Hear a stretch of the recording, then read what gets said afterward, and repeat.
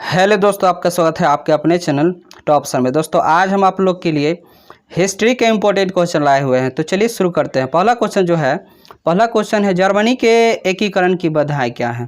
तो देखिए, जर्मनी के एकीकरण की अनेक बाधाएं थी। लगभग जर्मनी जो है लगभग 300 छोटे राज्य में विभाजित था। इन राज्यों में व्यापक राजनीतिक, सामाजिक और धार्मिक विषमताएं हैं। मतलब ये सभी राज्य है सामाजिक दृष्टि से, राजनीतिक दृष्टि से या धर्म की दृष्टि से सब में अलग अलग है। राष्ट्रवाद की भावना का यहाँ अभाव था, मतलब देश से प्रेम नहीं था। और यहाँ पर ऑस्ट्रिया का संक्षेप था, ऑस्ट्रिया इसके विरोध था। मेटरनी का प्रतिक्रियावादी नीति यहाँ बहुत बेजोर से था। चलिए अगला क्वेश्चन जो है खूनी रविवार। तो देखिए 1905 ईस्वी के रूस जापान युद्ध से एशिया के एक छोटे से देश जापान से पराजित हो गया। रूस जो है, सिंपल सा बात समझिएगा, रूस जो है जापान से हार जाता है और पराजय के बाद यानी हार के अपमान के कारण जनता ने क्रांति कर दी। मतलब हार हो जाती है वो, इसलिए वहाँ के जनता क्रांति कर देता है। 9 जनवरी 1905 ईस्वी को लोगों का समूह प्रदर्शन करते हुए सेंट पीटर्सबर्ग स्थित महल की ओर जा रहे थे और रोटी देकर नारा लगाते हुए।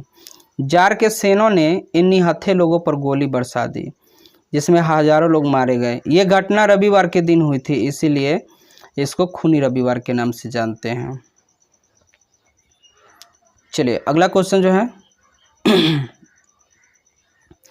भारतीय राष्ट्रीय कांग्रेस की स्थापना कब और कहाँ हुई थी। तो देखिए, भारतीय राष्ट्रीय कांग्रेस की स्थापना 1884 में हुई थी और 25 से 28 दिसंबर 1984 पूना में प्लेग फैला हुआ था। प्लेग एक बीमारी होती है।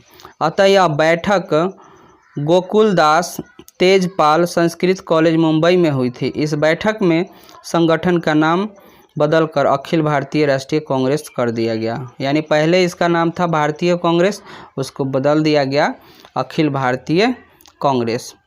चलिए अगला क्वेश्चन जो है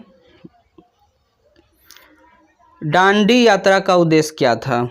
दोस्तों डांडी यात्रा का उद्देश्य था अंग्रेजों को धज्जियां उड़ाना, ठीक ना।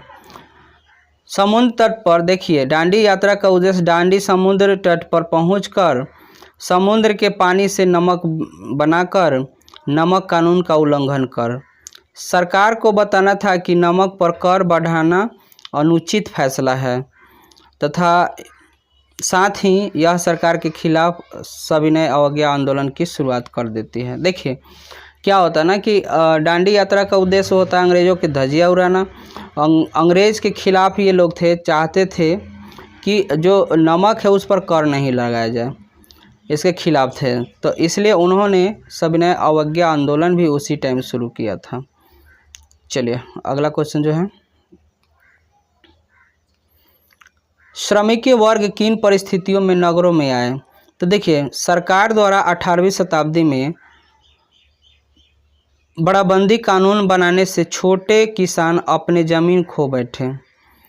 उसके समक्ष आजीविका का प्रश्न उठ खड़ा हुई। मतलब जो बड़ाबंदी कानून बना ना, तो छोटे किसानों को बहुत दिक्कत हुआ। प्रमाण स्वरूप किसान जो है, श्रमिक जो है वर्ग शहर की ओर जाने लगे और शहर में औद्योगिकरण और कारखाना की स्थापना, उन्हें रोजगार के नए नए अवसर प्राप्त हुए और उन्हें वस्त्र उद्योग, धातु एवं इंजीनियरिंग उद्योग, छपाई, यातायात आदि में नौकरी मिली। इस प्रकार व्यवसाय के तलाश में बड़ी संख्या में श्रमिक वर्ग शहर की तरफ आकर्षित हुए। अगला क्वेश्चन जो है ब्रिटेन वुड्स सम्मेलन का मुख्य उद्देश्य क्या था।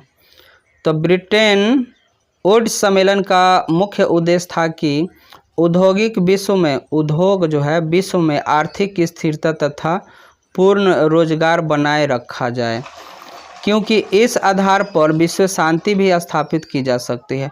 देखिए दोस्तों, कहना ये उद्देश्य था ना इसका, ब्रिटेन वुड्स का मेन मकसद था कि उद्योग लगाया जाए और आर्थिक स्थिति को सुधारा जाए और साथ ही यहाँ पर रोजगार सभी को उपलब्ध कराई जाए।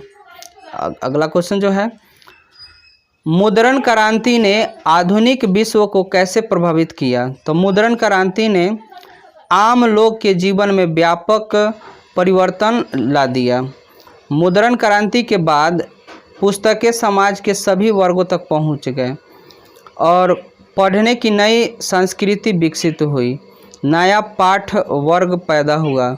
साक्षरता के लिए प्रयास होने लगे। इसके लिए पुस्तक को रोचक चित्रों, लोकगीत तथा लोक कथाओं का सजाया जाने लगा। देखिए, कहने का मतलब है मुद्रण क्रांति आया ना, तो अधिक मात्रा में पुस्तकों की छपाई होने लगी और ये लोगों तक पहुंचाने जाना, जिससे लोग जो है पढ़ने में भी इच्छुक होने लगे और इस तरह से यहाँ की साक्षरता यानी लोगों का पढ़ा लिखा होना बढ़ने लगा। चलिए अगला क्वेश्चन जो है, सत्ता की साझेदारी का लोकतंत्र में क्या महत्व है? तो लोकतंत्र शासन प्रणाली में जनता जनता के लिए तथा जनता के द्वारा शासन होता है।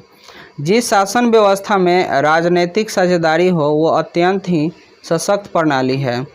यह हिस्सेदारी की व्यवस्था जिस शासन व्यवस्था में की जाती है लोकतांत्रिक शासन व्यवस्था कहलाती है। गैर लोकतांत्रिक सरकार जैसे एक दलीय शासन प्रणाली, राजशाही या तानाशाही जैसी स्थितियाँ, सभी का सत्ता में साझेदारी सभी नागरिकों के लिए सत्ता की व्यवस्था में विश्वास नहीं रखती है। ऐसे शासन प्रणाली प्रायः आंतरिक सामाजिक समूह में व्यापक मतभेद, भिन्नता एवं अंतरों को अनदेखी करती है और कुचल कर रख देती है। लोकतांत्रिक शासन व्यवस्था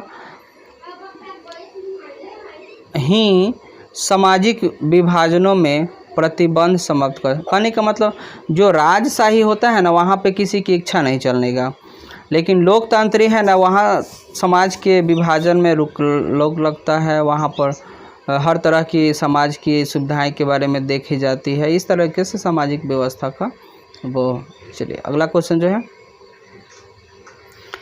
सविनय अवज्ञा आंदोलन के कारणों का विवेचना करें। तो सविनय अवज्ञा आंदोलन की नींव ब्रिटिश नियमों अवहेलन करने के सिद्धांत पर रखी गई थी। मतलब सविनय अवज्ञा आंदोलन जो है अंग्रेज़ के जो गलत कानून था, नियम था, उसको ख़त्म करने के लिए रखा गया था। साबरमती में अपने आश्रम से गांधी जी ने गुजरात के समुद्र तटीय गांव डांडी तक पहुँचे। अपनी प्रसिद्ध नमक यात्रा मार्च में 12 मार्च के शुरू किए और 6 अप्रैल तक वो गांधी पहुंच गए और नमक बनाने के समुद्र का पानी लेकर खुद से नमक बनाए। इस तरह से कानून का अवहेलना किया, मतलब कानून के विरोध किए और इसी को सविनय अवज्ञा